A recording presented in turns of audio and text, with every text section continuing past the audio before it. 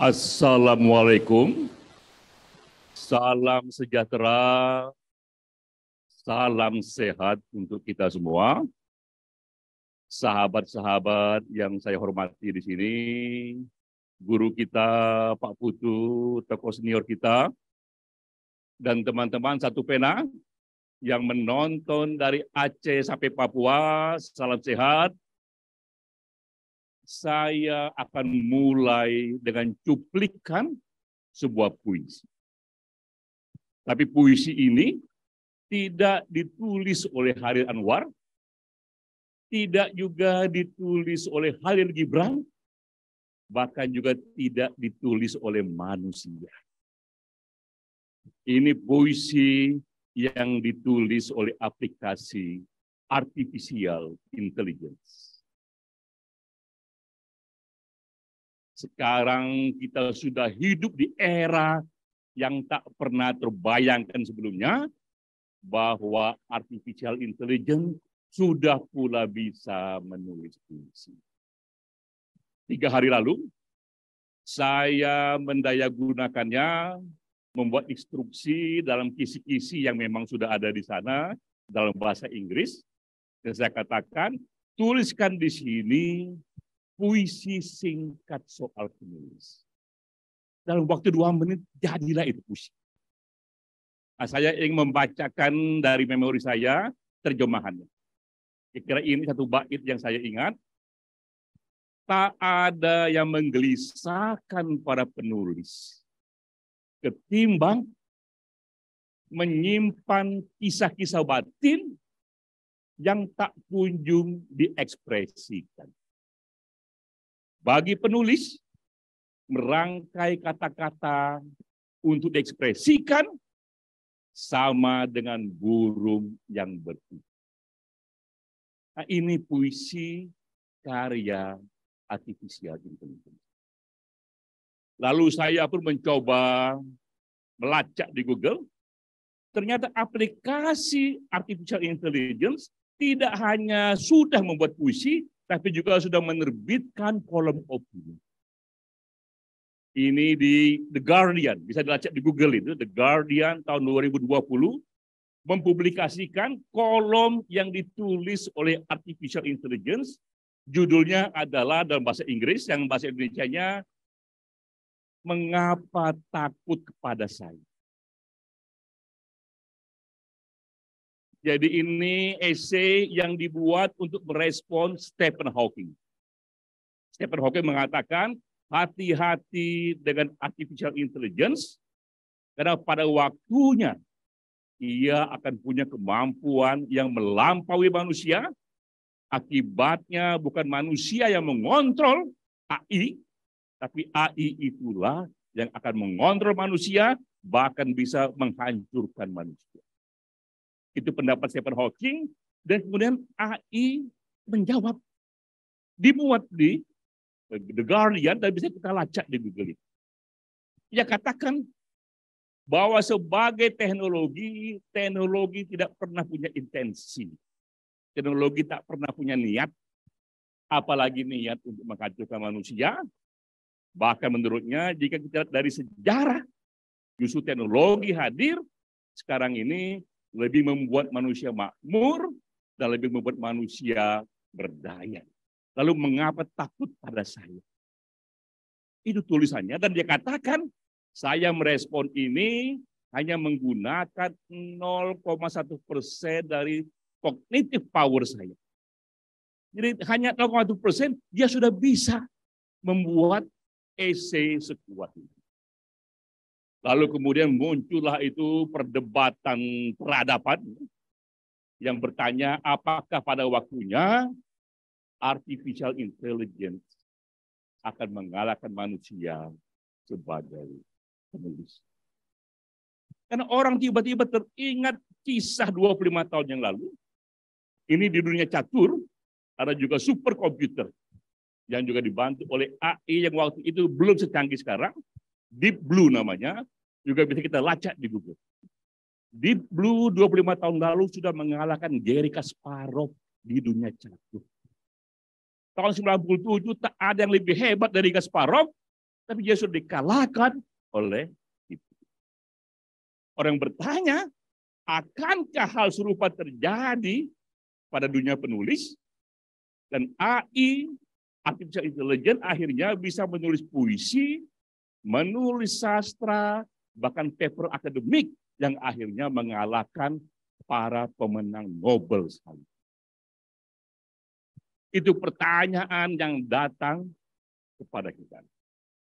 Lalu saya coba melacak bagaimanakah cara kerja artificial intelligence ini ketika menulis, dan di sisi manakah yang dia bisa mengalahkan manusia. Saya baca itu, saya riset banyak sekali risetnya itu. Dikatakan di sini bahwa AI ini bekerja dengan 3 tahap.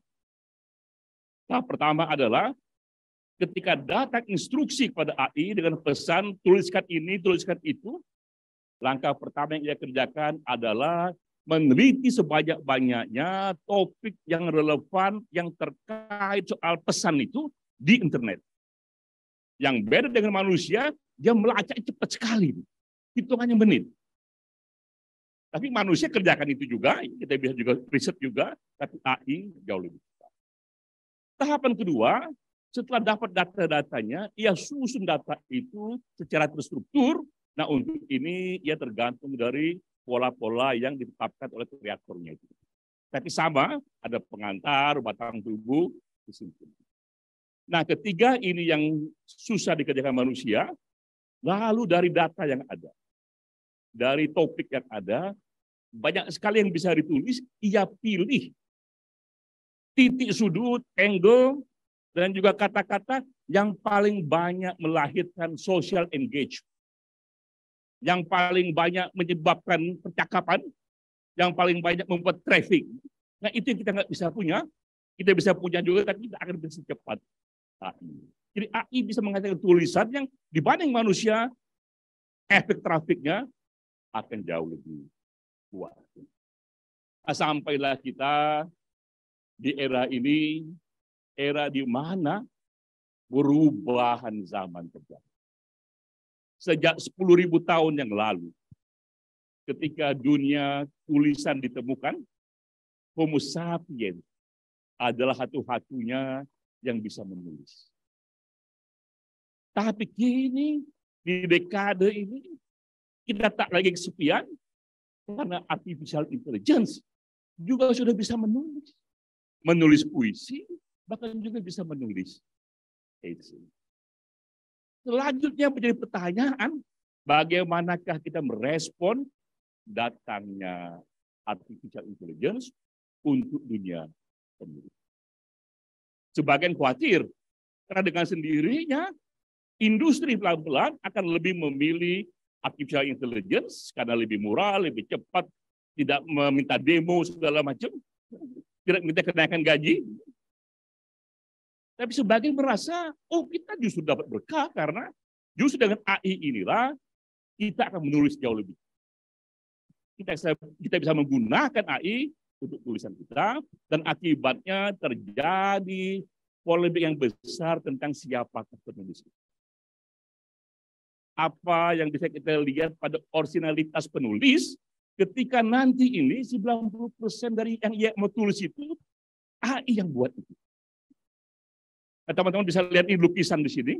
Ini lukisan teman-teman yang saya buat. Satu lukisan saya buat 10 menit saja ini. Pak Eka wajahnya mirip Ibu Indah, ya, Pak Hamri. Hanya 10 menit. Karena dibantu oleh artificial intelligence. Padahal saya tidak punya bakat melukis.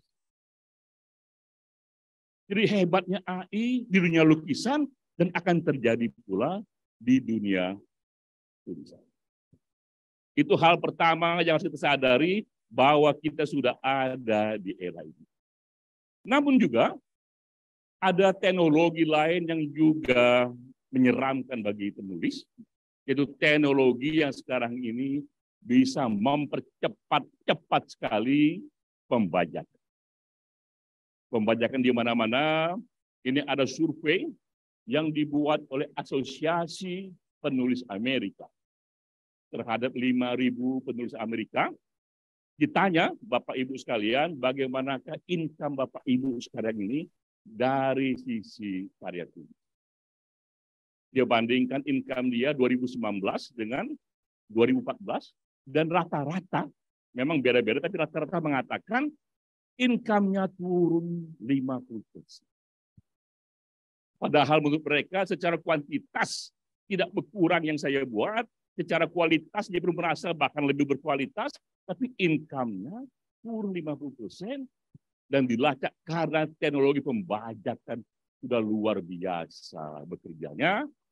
Sekarang ini apapun bisa dibuat menjadi data. Pikiran kita segera menjadi data. Filsafat hidup kita menjadi data. Karya kita, kisah hidup kita menjadi data. Dan data di era ini cepat sekali bisa di-copy, cepat sekali bisa didistribusikan. Secara legal ataupun secara ilegal. Sekali buku itu muncul di internet, ada teknologi langsung bisa merekam itu dan langsung membagikannya luas sekali, dan menjadi berbahaya bukan saja karena teknologi dari pembajakan ini mulai diakses, yang menjadi berbahaya karena publik luas menyukai pembajakan.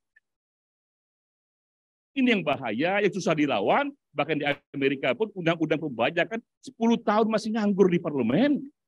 Karena publik ternyata menikmati pembajakan, dengan pembajakan itu dia dapat akses kepada apapun termasuk film, buku secara murah bahkan juga gratis. Nah, ini yang kita hadapi di dunia penulis, ada AI di sana, lalu ada pembajakan, namun juga ada cahaya. Jadi disinilah hebatnya teknologi di bidang apapun, tak hanya ada sisi gelap yang bisa dihasilkan, dan ada cahaya di sana, dan orang optimis selalu melihat cahaya. Di era ini juga, yang tak pernah terjadi sebelumnya, hampir setiap tahun, Forbes Magazine membuat list 10 penulis terkaya tahun ini. Dan minta ampun penghasilannya rata-rata di atas 1 triliun rupiah. Jadi teknologi yang sama sekarang ini sudah bisa juga membantu penulis untuk membuat karyanya dibaca seluas mungkin, dan bahkan seorang penulis sekarang seperti J.K. Rowling, karyanya tidak hanya menjadi film atau drama, tapi karyanya pun menjadi video games. Jadi video games dari novel. Dan karyanya pun menjadi wahana di Universal Studios. Jadi kita lihat inilah dunia sekarang ini, teknologi begitu majunya, dan kita melihat ada sisi gelap, tapi orang yang optimis melihat sisi terang, bahwa kita pun bisa mendaya gunakan itu, dan saya bisa bayangkan apa jadinya jika saya gunakan itu artificial intelligence untuk menulis paper-paper yang rumit. Ya. Karena buktinya saya melukis saja bisa 10 menit. Ya. Hal yang sama bisa terjadi pada menulis. Dan sekarang ini sedang dikembangkan pula AI untuk menulis lagu. Dia akan masukkan di sana, di AI itu semua lagu The Beatles, Rolling Stones, segala macam. Tinggal kita masukkan lirik saja, dan kita katakan tolong buat lagu lirik The Beatles yang nadanya itu rock and roll, jadi. Jadi inilah era yang dulu kita hanya dengar secara sains, secara fiction, ya, tapi sudah sekarang ini ada di depan. Nah, di luar semua itu, satu pena berdiri di sini, bahwa sejak awal satu pena sekecil apapun ingin menciptakan ekosistem yang terus menumbuh-numbuhkan tradisi kuat para penulis, dan selalu mencoba teknologi apapun yang datang, melihat sisi positifnya untuk kita berdayakan. Acara di siang ini, penghargaan untuk penulis berdedikasi, itu juga bagian dari program rutin Satu Pena, sekecil apapun untuk ikut menumbuh-numbuhkan itu, bahwa kita ingin semakin banyak muncul penulis yang berdedikasi, semakin banyak muncul penulis yang dengan passionnya melawan apapun yang ada. Hari ini kita ucapkan selamat pada 2 senior kita, 2 sahabat kita yang mendapat penghargaan itu. Untuk dunia non-fiksi kepada Ibu Musda Mulia, tepuk tangan. Untuk dunia fiksi kepada Pak Eka, tepuk tangan. Teruslah Bu Musda, Pak Eka berkarya, teruslah memberi inspirasi, teruslah juga mencoba memberikan ilham kepada yang muda-muda, karena apapun yang terjadi, kita meyakini dunia penulis tidak pernah mati. Mengapa? Karena setiap zaman memerlukan narator. Setiap zaman memerlukan satu penjelasan, ini sedang apa yang terjadi, dan kita akan menuju kemana. Zaman apapun akan datang pertanyaan esensial ini, dengan sendirinya seorang narator dibutuhkan, dan itu adalah penulis. Tapi memang bedanya, penulis di era ini adalah penulis yang sudah menunggangi teknologi. Itu yang bedanya.